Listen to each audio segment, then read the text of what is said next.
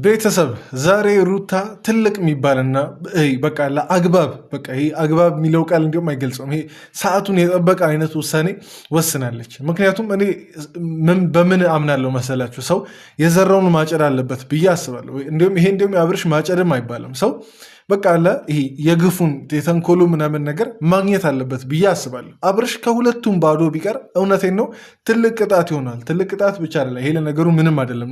ሌላ ሶስተኛ ሴት ጋር ምናምን ነገር ሊሄድ ይችላል። ግን ሩታ ዛሬ ትልቅ ውሳኔ ወስናለች። ቤተሰብ እኔ በጣም ተመችቶኛል ይሄ ነገር። ትላንት ብዬ ነበር ሁለታችሁም ፊት ብትነሱት፣ ሁለታችሁም በቃ ለጀርባ ብትሰጡት ምናምን ነገር አብርሽ በቃ መሄጃ ምናምን ነገር ያጣና በትክክል የሰራው ያደረገው ነገር በሙሉ ይገባል። ሁለታችሁም የተለማመጣችሁ እና ሁለታችሁም ይቅርታ እያላችሁ እየለመናችሁ ስለሆነ ነው አብርሽ በዚህ ልክ ሊጠብርና በቃ ራሱን እንደ ልዑል እንደ ንጉስ ምናምን ነገር ሊቆጠር የቻለው። የምሬን ነው። እስቲ እቺን ነገር ሞክሩ። እቺን ነገር እስቲ እንዲሁም ተስማምታችሁ አታውቁም። ሩታና ሄርሜላ ግን ተነጋግራችሁም ቢሆን ተመካክራችሁም ቢሆን ማለት ነው። እስቲ ሁለታችሁም በቃ ጀርባ ስጡት ለአብርሽ። ሁለታችሁም አትለምኑት፣ ዝም በሉት። ቢጠራችሁ ምናምን ነገር በሌላ ሰው ቢያስጠራ ምናምን ነገር አትሂዱለት። እስቲ የዛን ሰዓት አብርሽ ምን እንደሚሆን እናያለን። እቺን ነገር አድርጉና እስቲ ሶሻል ሚዲያ ላይ በቃ አብርሽን እንዲህ አጋፍጡት፣ አጋልጡት ምናምን ነገር። ምክንያቱም የአብርሽ ፍላጎት ግልጽ ነው። በቃ ማስለመን፣ ከዛ በቃ ተፈላጊ ነኝ የሚለውን ነገር ሰውን ማሳየት፣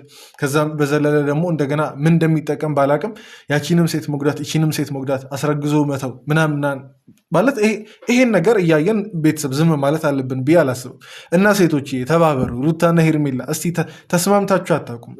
ለአንዴና ለመጀመሪያም ለመጨረሻ ጊዜም ተባበሩና ማለት ነው አብርሽን ባዶ አስቀሩት። በቃ ማለት እኔ ተንኮል እንዳይመስላችሁ ይህ ንግግር የቤተሰብ ቅጣት ነው። በቃ ሰው የእጁን ማግኘት ስላለበት ነው ይህን ንግግር የምናገረው። እኔ አውቃለሁ ቢታረቁ ብዬ ደስ ብሎኝ ነበር። ሽምግልና ምናምን ነገር ሁላ በቃ ያለፈው ነገር በሙሉ ረስቼ ምናምን ነገር ብዬ ነበር። ግን ስህተት እንደሰራው ነው የተረዳሁት። ቤተሰብ የመሬ ነው። ለአብርሽ እንደዛ መሆን አልነበረብኝም። እንደ የእሱ ጥፋት ይረሳ በተባለ የእሱ የትም ምናምን ነገር መሄድ ይረሳና ከልጁ ጋር በቃ ቤተሰብ እንደገና ይኑረው በተባለ እንደዚህ ሲጠብር ምናምን ነገር ከዛን ደግሞ ያችኛዋንም ሴት ሄርሜላንም ደግሞ ሄዶ ያስለቅሳል፣ እንደገና ያስለምናታል አይነት ነገር። እኔ ጥፋት ሰርቻለሁ። የምሬ ነው። ለአብርሽ እና ለሩታ ሽምግልና ምናምን ነገር ብዬ ለማስታረቅ ምናምን ትልቅ ጥፋት ነው የሰራሁት። ይቅር በሉ። የምሬን ነው። ይቅር በሉ። በተለይ ሩታ ይቅር በይ። ምክንያቱም አንቺ ጋር ቢመለስም እያየ ነው አብርሽን ቢመለስም በቃ እንደማይሆንሽ ምናምን ነገር እያየን ነው። በብዙ መንገድ እያሳየ ነው። አንቺ ሁሉን ነገር ትተሽ አንድ ላይ መሆኑን መርጠሽ ሊሆን ይችላል። እሱ ግን የሚመርጠው እንደዛ አይደለም። በቃ አንቺ ጋር ከተመለሰም ምናልባት የሚፈልገው ነገር አንቺ ከምታስቢው ተቃራኒ ነው የሚሆነው። በቃ እንደገና የድሮውን ህይወት ምናምን ነገር ሊደግም ይችላል። በቃ የምጠብቀው አይነት ህይወት አንቺ ጋር ቢመለስ እርግጠኛ ነኝ አይኖርም። ሰላም ምናምን ነገር ሆኖ አትቀጥሉም እንዴ? ሰው እሺ ላስብበት ምናምን ነገር አለ። ስንት ጊዜ ነው የሚያስበው? አንድ አስሬ የሚያስበው እዚህም እዛም ለማለት ነው የሚያስበው። በጣም እየተጨነቀና እየተጠበበ አብርሽ የሚመጣው ከሁለቱም ተጠያቂ ምናምን ነገር ሳይሆን ግን ሁለቱም ጋር መሆን ምናምን ነገር ያንን ነው እያሰበ ያለው። ምንድን ነው እየተለማመደ የሚመጣው አብርሽ? ሁለቱም ጋር በቃ መሆንን እንዴ መለመንን ምናምን ነገር ነው እየተለማመደ የሚመጣው። ማስለመን በቃ ይሆናላ። ኧረ ተው፣ ኧረ አብርሽ ከዚህ በላይ አትፎገረን። ከዚህ በላይ ደግሞ ወንዶችንም አታሰድብ። ይሄ በቃ ይሄን ነገር ያየች ሴት የምታስበው በቃ ወንዶች ምናምን ነገር ነው በቃ የምታስበው። ምክንያቱም መጀመሪያም እንታማለን ወንዶች። እንደገና ደግሞ ይሄ አንተ ሶሻል ሚዲያ ላይ 400 ሺህ ምናምን ነገር 400 ሺህ ሞልቷል አብርሽ። 400 ሺህ ተከታይ ገብተህ ምናምን ነገር ከዛም በላይ ሰው ነው የሚከታተላችሁ በየቲክቶኩ ምናምን ነገር ሲባል ለዛ ሁሉ ሰው እንደዚህ አይነት ወንድ ምናምን ነገር ይሄ መሆንን ስታሳይ በቃ ገና ያሉ ልጆች ምንድን ነው የሚያስቡት? በቃ ትዳርን እንደ መጥፎ ነገር በቃ ለሚያገቡት ወንድ ሁሉ እንደ አብርሽ እንደሚሆን ምናምን ነገር ሊያስቡ ይችላሉ። እና ይሄን ነገር አደራ እስኪ እንተባበር። ቤተሰብ የመሬ ነው፣ እንተባበር። ሁለቱንም እንምከራቸውና አብርሽ ባዶ ይቀር። የመሬ ነው። እዚህም እዛም እያለማ ይህ በቃ ለሰው መጥፎ ትምህርት እያስተማረ ደግሞ እነሱንም ሴቶችንም እየጎዳ መቀጠል የለበትም። አይቀጥል አብርሽ እንደዚህ። እኔ ከሩታ ንግግር ዛሬ የተመቸኝ ምን መሰላችሁ? አብርሽ የሴት ልጅ እንባ ምግቡ ነው እንደምና ነገር ያለችው ነገር በጣም ፓወርፉል፣ በጣም ጠንካራ ንግግር ነው። የምሬን ነው። ምግቡ እኮ ነው የሚመስለው። የሚደሰት ምናምን ነገር የሚያገኝ ነው በቃ የሚመስለው። እዚህም እዛም በማስለምኑ እዚህም እዛም አስረግዞና ነገር በመካዱ ወይም ደግሞ በቃላ እንዴ ሰው ቢያንስ ያለፈውን ሰቱን እኮ ላለመድገም ይጣጣራል። ሄርሜላ ላይ ያደረገው እንግዲህ ሩታ ላይ ያደረገው ነው። ለዛው ምን ከዓመታት በኋላ የሰራው ስተት ቢሆን ችግር የለውም። በ2 ዓመት በ1 ዓመት ልዩነት እዛችው ራሷን ስህተት ይደግማል እንዴ? ይሄማ እኔ የምሬን ይሄን ስህተት ብቻ ብዬ አላልፈውም። ይሄ ሆን ተብሎ የሚደረግ ነገር ነው እና የምሬን ነው። የሩታ ንግግር በጣም ነው እንትን ያለኝ፣ በቃ ለመለስ ብዬ እንዳስብ ያደረገኝ። የምርም ይሄ ልጅ በቃ የሴት ልጅ እንባ ነው እንደሚያስደስተው እንድል ነው ያደረገኝ። አላቅም ብቻ ቤተሰብ እኔ በጣም ስሜታዊ ሆኜ ነው ይሄን እንትን ያልኩት። በአንድ በኩል ደግሞ ደስ ብሎኛል፣ ሩታ ጥሩ ውሳኔ ላይ እየመጣች ስለሆነ። ለማንኛውም ግን እስኪ ይህን ቪዲዮ እስከ መጨረሻ ተከታተሉ። ሰላም ሳልላችሁ ነው የገባሁት። እንዴት ናችሁ ቤተሰቦች? 13 ሺህ በድጋሚ ያልተመሰገናችሁ ሰዎች አመሰግናችኋለሁ። ለ15 ለ20 ሺህ ጉዞ እስቲ ዛሬ ደግሞ እንጀምር። ዛሬ ሰኞ ነው፣ ሀ ብለን ከሰኞ እንጀምራለን። ለማንኛውም ለማታውቁኝ ሰዎች ቡሱ እባላለሁ። ይሄ እንደ ተመልካች ቻናል ነው። ቪዲዮን የጀመራችሁ ላይክ እያደረጋችሁ ጀምሩ። እስከ መጨረሻ ደግሞ ቪዲዮን ተከታተሉ። ወደ ቪዲዮ እንግባ። እንደዚህ አይነት ሀሳብ አንስተውልኝ ነበረ። እኔ የማሰብኩበት ልክ እንዳልሆነ ነው የሚሰማኝም የምረዳው። ምክንያቱም እኔ እዚህ ጋር ይቅርታ ለመጠየቅ ብዬ ሰላም እንድናወርድ ብዬ እና እውነት ለመናገር ይፋ ታውቃለህ፣ ቤት ውስጥ ምናምን ይመጣል።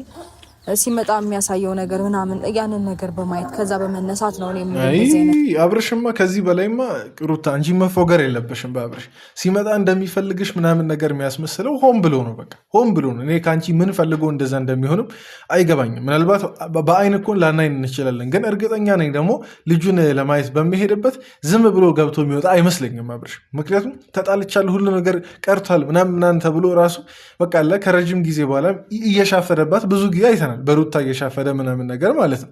እና ቤት ውስጥ ካሜራ በሌለበት አብርሽ ምንም አይሆንም፣ ምንም አይነት አክት አያሳይም ብዬ አላምንም። ሩታን አምናታለሁ፣ የምሬን ነው። በዚህ ሩታን አምናታለሁ። እና ከዚህ በላይ ሩታ አንቺ አትፎገሪ። እንደሚፈልግሽ የሚያስመስለው ሆን ብሎ ነው፣ በቃ ዝም ብሎ በእናንተ ህይወት መጫወት ምናምን ነገር ስለሚፈልግ ነው እንጂ የምርም ፈልጎሽ ምናምን ነገር አይደለም። ቢፈልግሽ በቃ ሽማግሌ እስከተላከ ድረስ ወይም ደግሞ በቃ ለይቅርታ እስከጠየቅሽ ድረስ ይቅርታ ጠየቅሽ፣ ሽማግሌ ተሞከረ። ስንት ጊዜ የሆነ ሩታ መለመን ከጀመረች። ቢፈልግሽ የዛን ሰዓት ይመለስ ነበር። ስለማይፈልግና በቃ እዛም እዚህም ማለት ነው ሁለቱን አላጣም የሚል ፍላጎት ነው። ግዴታ አብርሃም ከአንቺ ጋር ስላልኖረ የሆነ የሚፈጠር ነገር የለም። እሱም በራሱ መንገድ ህይወትን ይቀጥላል፣ አንቺም በራስሽ መንገድ ህይወትሽን ትቀጥያለሽ። ይሄ ነገር ደግሞ እሱ ማወቅ አለበት እንደወሰደሽ። ገብቶሻል?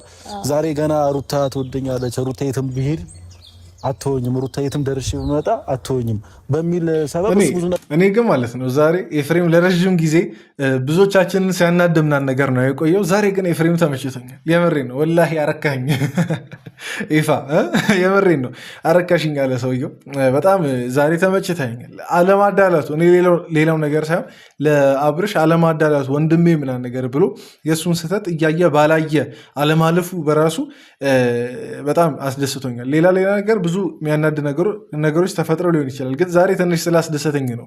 ምክንያቱም ወንድሙ ነው እንግዲህ አሁን አብርሽን እንደዚህ እየተቃወመና በሱ ተቃራኒ ሳይድ ሆኖ የአብርሽን ጥፋት እንዲህ እያጋለጠ ያለው እና ቀጥሉበት ኤፋ፣ መቼም ከእውነት ጎን በዝችው እንድትቀጥል እፈልጋለሁ። እንደገና ወደዛ ተንኮልና ምናምን የምትመለስ ከሆነ አይቀርልህም፣ ትቀምሳለህ፣ የዛን ሰዓት ትቀምሳለህ። መቆም አለበት። ወደ ጉዳይ ስገባ አንተና የሩታ አገስ በመሆን ለማስታረቅ ፈልጋችሁ ነበር። አብርሽንና ሩታን ለማስታረቅ ሞከራችሁ ነበር። ትናንትና ግን ከሩታ ክርስት ጋር ተገናኝተ ነበር። እያልክ የነበረው ሀሳብ ያንተ ሀሳብ አይደለም። እኔ ዴቭን ግን ማለት ነው ብንተው ይሻለኛል። የምሬ ነው ዴቭን። ምክንያቱም እዛም እዚህ ምናምን ነገር ማለት ከጀመረ ዴቭ ሰነባበት። አንድ ቦታ ላይ ጸንቶ ምናምን ነገር በአንድ ሀሳብ ጸንቶ አይቆምም። ዴቭን እንዳየሁት ማለት ነው በጣም ጥሩ ምላስ አለው። በጣም ማሳመን ይችላል፣ በጣም መናገር ይችላል፣ መምከር ይችላል ምናምን ነገር ግን በቃ ለእሱም ትንሽ የአብርሽ አይነት ነገር አለበት ይሆናል። ሰው የሚለውን የመስማት በቃ ዛሬ ያሰባትን ሀሳብ ነገ የሆነ ሰው መጥቶ ሊያስቀይረው ይችላል። ነገ ደግሞ እንትን ያለውን ነገር ነገ ወዲያ ሌላኛው ሰው መጥቶ የእሱን ሀሳብ ሊያስቀይር ይችላል እና ከዴቭ ጋር በዚህ አይነት ሁኔታ እንዴት እንደምንዛለቅ አይገባኝም። የምሬ ነው አላቅም። እና ዴቭ አንተም እስቲ ከቻልክ አሁን ኤፍሬም ጥሩ አይነት መንገድ ላይ ገብቷል ይመስለኛል እና ከቻልክ ከኤፍሬም ጎን በመሆን ማለት ነው አብርሽን አጋልጠው። ቡዜ ምናልባት ልደባብቅለት ልትሞክር ትችላለች። በቃ እንደዛ አይነት ነገር እንትን ልትል ትችላለች የአብርሽን ጥፋት ማለት ነው። ግን እስቲ ዴቭ አንተ አንድ ላይ በመሆን ከኤፍሬም ጋር አጋልጠው ኤፍሬምን አብርሽም ማለት ነው። በቃ ከሁለቱም በቃ ባዶ እንዲሆን አብርሽ ለብቻው ማንነቱን እንዲረዳ አርጉት። ለብቻው ተዉትና ማንነቱን እንዲረዳ አርጉት። በነገራችን ላይ ለአብርሽ ተንኮል አይደለም። ይሄ የነገ ህይወቱን የሚያቃናለት ነገር ነው። ይሄ ተንኮል ምናምን ነገር አይደለም፣ ለሱ የሚበጃው ነገር ነው።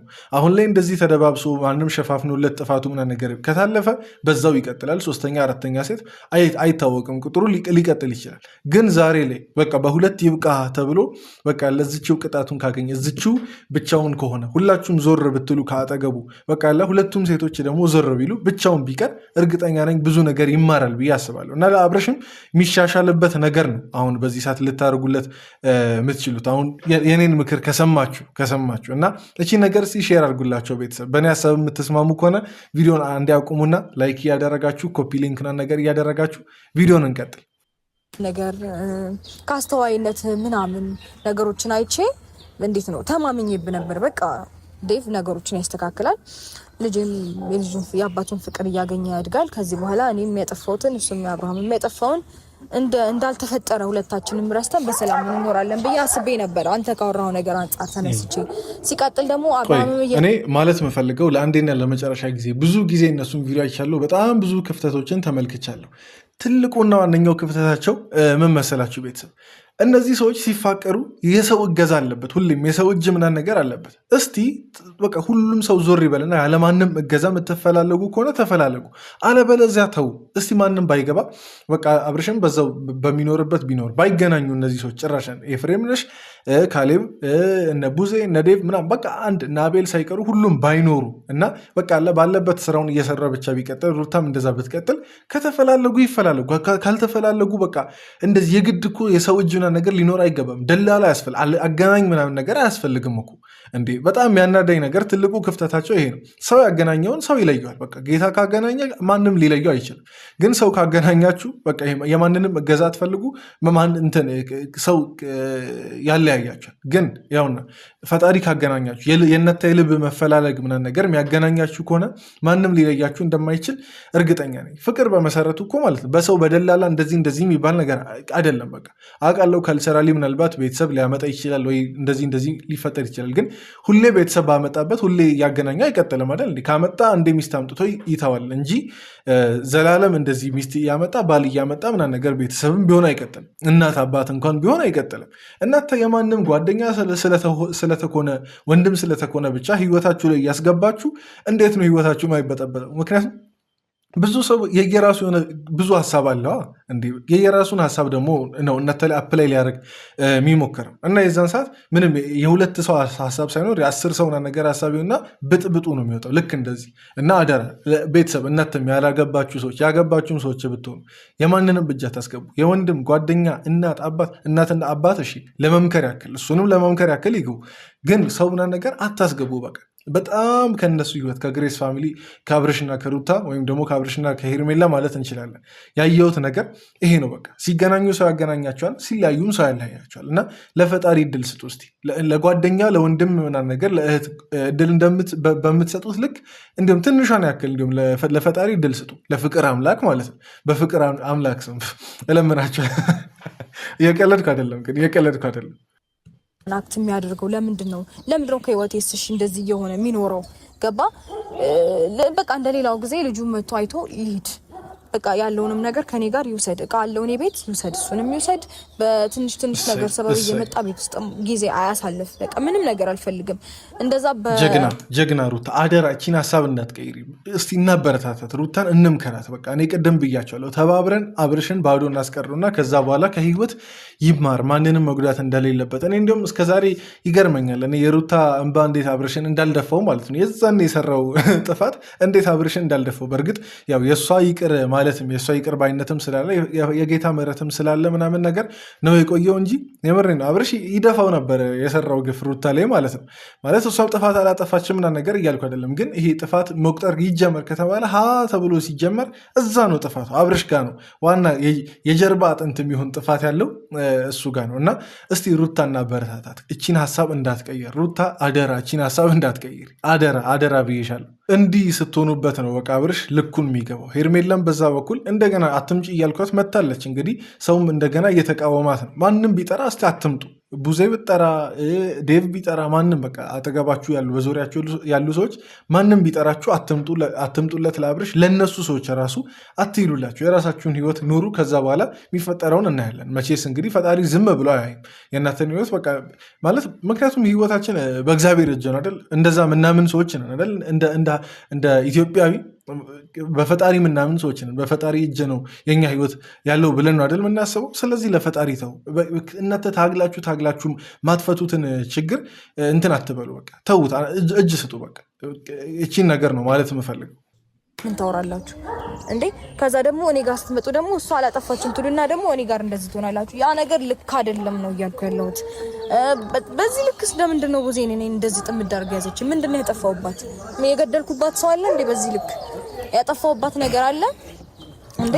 ቆይ እንትን የቡዜና የሩታ ጉዳይ ከተነሳ አያልቅም። እኔ ቡዜና ሩታ ይቅርታ ተጠያይቀው ምናምን ነገር የምር ከልብ የሆነ ጊዜ ከላይ እንዳሉት አይ ችግር የለው ምናምን ነገር ተብሎ መለያየት ሳይሆን ከልብ ይቅርታ ካልተጠያየቁ ማለት ነው የነሱ መጣላት ብቻ የሩታ ህይወት ላይ በጣም ብዙ ተጽዕኖ አለው። ምክንያቱም ቡዜን በተደጋጋሚ አይተናታል። ጥሩ ያደረገችው ብዙ ነገር ቢኖርም አዘሴም ታይም ሩታን ግን የሚጎዳ ነገር ያለ ጥፋቷ የሚጎዳ ነገር አርጋ የምታውቅበት ጊዜ አለ። ቡዜ አንወሻሽ ማለት እዚች ጋር ትልቅ ስለሆነች ወይም ደግሞ ቅርብ ጊዜ መልካም ነገር ስላደረገች ስህተቷን መሸፈን አለብን ብዬ አላስብም። እና ካልታረቁ እነዚህ ሰዎች መቼም አይፈታም የእነዚህ ሰዎች ጉዳይ።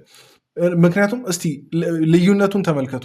ሩታና ቡዜ ከመጣላታቸው በፊትና በኋላ ያለውን ልዩነት ቡዜ ፌር የሆነ ነገር ነው የምታደርገው ከመጣላታቸው በፊት። ግን ከተጣሉ በኋላ በቃ አለ ይሄ ፌር የሆኑ ነገሮችንም ታደርጋለች፣ ፌር ግን ያልሆኑ ነገሮችንም ታደርጋለች። እና ቡዜ ወሳኝነት አላት። ይሄ የዋዛ ሰው እንዳትመስላችሁ፣ በጣም ወሳኝ ሰው ናት ቡዜ። እና ቢታረቁ ባይነኝ። ከዛ በኋላ እንግዲህ ከተገናኙ ይገናኛሉ፣ ካልተገናኙ የራሳቸው ጉዳይ ነው። ብቻ ለማንኛውም ግን እስቲ የዛሬው ቪዲዮ ይሄን ይመስል ነበር። የኔ አስተያየት እንደዚህ ነው። እናንተ የተሰማችሁ ነገር ኮመንት ላይ አስቀምጡ። በቀጣይ ቪዲዮ እንገናኛለን። ይመቻችሁ።